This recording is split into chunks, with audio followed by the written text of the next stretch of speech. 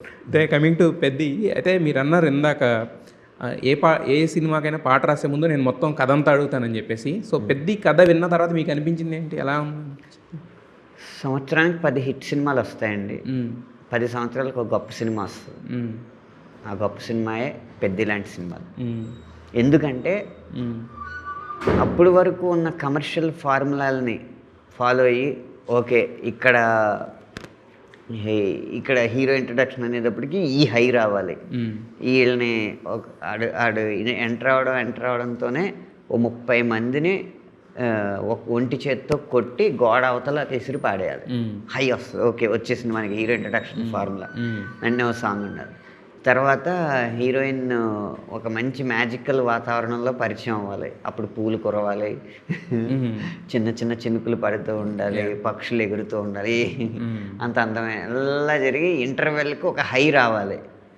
Interval తర్వాత ఏదో flash back ఉండాలి. హీరో అసలు మనం ఇప్పుడు దాకా చూస్తున్న హీరో ఇంత సరదాగా ఇంతలా ఉన్నవాడు ఈడు కాదు, ఈడు వేరే ఉన్నవాడు అని చెప్తే ఆ హైలో ఇంటర్వెల్కి వెళ్ళి కాఫీయో టీయో తాగి వచ్చిన తర్వాత హీరో కొత్త ప్రపంచం పరిచయం వద్దు, పాత ప్రపంచం. అక్కడి నుంచి అలా వెళ్ళి ప్రీ క్లైమాక్స్ వచ్చేటప్పటికి ఆ పాత ప్రపంచం కొత్త ప్రపంచం కలిసి ఢీకొని క్లైమాక్స్లో వేరే ఫైట్.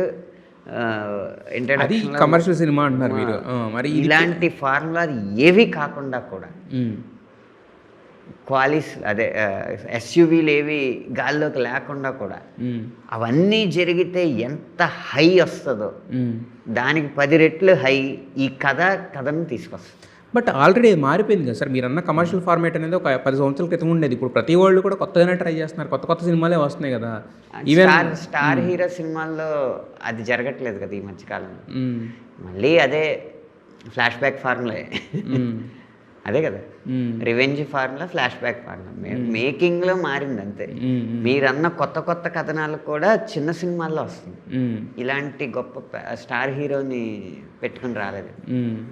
అయితే ఈ సినిమాలో కూడా ఫ్లాష్ బ్యాక్ ఉంది కదా, గట్టి ఫ్లాష్ బ్యాక్ ఉంది. దాని మీద మొత్తం కథ అంతా కదా సినిమా. మరి దీని సినిమాలో కూడా ఉంది కదా ఫ్లాష్ బ్యాక్ అని. అలా భాషా ఫ్లాష్ బ్యాక్ లాగా ఉండదు. సో మరి పెద్ద కథ అంతా విన్న తర్వాత సార్ అంటే మీకు అంటే ఈ ఒక్క పాటనా లేకపోతే ఇంకా వేరే పాటలు కూడా ఏమైనా ఇచ్చారు మీకు? ఇంకో 3 పాటలు ఉంటాయండి. 3 పాటలు మీయేనా? ఇంకో 3 పాటలు నేను రాసినాయి. మీరు రాసిన ఈ సినిమాకి మొత్తం 5 పాటలా? ఇంకా ఉండొచ్చు. నేనైతే ఇంకో 3 పాటలు రాసాను. 3ను ఆల్రెడీ 2 బయటకు వచ్చినాయి సార్. 5 ఇంకా ఉండొచ్చు అంటారా? ఇంకా ఉండొచ్చు. అది సినిమా రికార్డింగ్లో తెలుస్తుంది. ఆ ఒక్క పాట ఎందుకు వదిలేశారు? ఆ ఒక చిక్రీ ఎందుకు పోయింది పక్కకి? చిక్రీ సమయానికి నేను బుచ్చిబాబు గారికి పరిచయం అవ్వలేదు. చిక్రీ తర్వాతే నన్ను పిలిచారు. సో ఈ 2 నెలల్లో మొత్తం అన్ని పాటలను లేకపోతే ఈ ఒక్క పాటకే 2 నెలల? ఈ ఒక్క పాటకి 2 నెలలు. మరి మిగతా పాటలకి పెద్ద పని 2023 డిసెంబర్లో ప్రారంభమైంది. 23? ఈ పాట రాసింది 2024లో. రెహమాన్ గారు ఎప్పుడు కలిసారండి మరి మీకు ఈ ఫైనల్ వర్షన్ వచ్చారు? ప్రతి పాటకి మేము చెన్నై వెళ్తూ ఉండేవాళ్ళం. లేకపోతే ఏ పాటైనా లిరిక్స్ కన్ఫర్మ్ చేసుకోవడానికి జూమ్ కాల్లో వస్తూ ఉండేవారు ఆయన. అంటే ఈ పాటలు అనేవి ముందే అసలు షూటింగ్ కన్నా ముందే కొన్ని షూటింగ్ కన్నా ముందైనా కొన్ని షూటింగ్ జరుగుతున్నప్పుడైనా ఒకసారి మైసూర్ వెళ్ళాను నేను. పాటలు పెద్ద షూటింగ్ ఎక్కడ జరిగితే అక్కడికి వెళ్ళాను. జరుగుతూనే ఉంది. మరి ఒక పాటకి 2 నెలలు డేటింగ్ చేశారు. మరి మిగతా 3 పాటలకి ఎన్ని నెలలు సార్? 2 సంవత్సరాల నుంచి డేటింగ్ చేస్తున్నాగా. మరి 2 నెలల డేటింగ్ అనేది అయితే 2 సంవత్సరాలు డేటింగ్ అంటే ఏంటి? ప్రతి పాటకి బుచ్చిబాబు గారు వర్క్ చేసే స్టైల్ అలాగే ఉంటుందా? ప్రతి పాటకి రచయితతో కూర్చుని అంటే ఏంటి సార్ 2 నెలల్లో ఏం మాట్లాడతారు? అంటే అంత ఎక్కించేది ఏముంటుంది? ఎందుకంటే మీకు మిగతా సినిమాలు వర్క్ చేస్తుంటారు కదా. ఏం రాయాలో 2 రోజుల్లో అయిపోద్దండి. ఏం రాయకూడదో 2 నెలలు పడుతుంది. అంటే ఫిల్టర్ చేసుకుంటూ వస్తాయి కదా. మీకు బంగారం ముడి లోహం దొరుకుతుంది. అది కరిగిస్తూ ఒక్కొక్క టెంపరేచర్కి ఒక్కొక్క లోహం ఆవిరైపోయి అది వేరే ఛాంబర్లోకి వెళ్ళి ఆఖరికి అలా మిగిలే స్వచ్ఛమైన ఇంత రాయిలోంచి ఇంత బంగారం తెస్తాం కదా. మరి అంత రాయిని కరిగించాలంటే సమయం పడుతుంది. మరి హీరో గారు ఏమన్నారు పాట విన్న తర్వాత? రామ్ చరణ్ గారు ఏమనలేదు, హత్తుకున్నారు.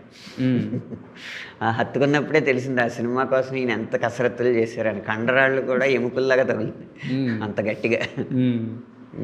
ఇందులో రామ్ చరణ్ గారి దేహదారుఢ్యం కూడా ప్రేక్షకులకి చాలా కనువిందుగా ఉంటుంది.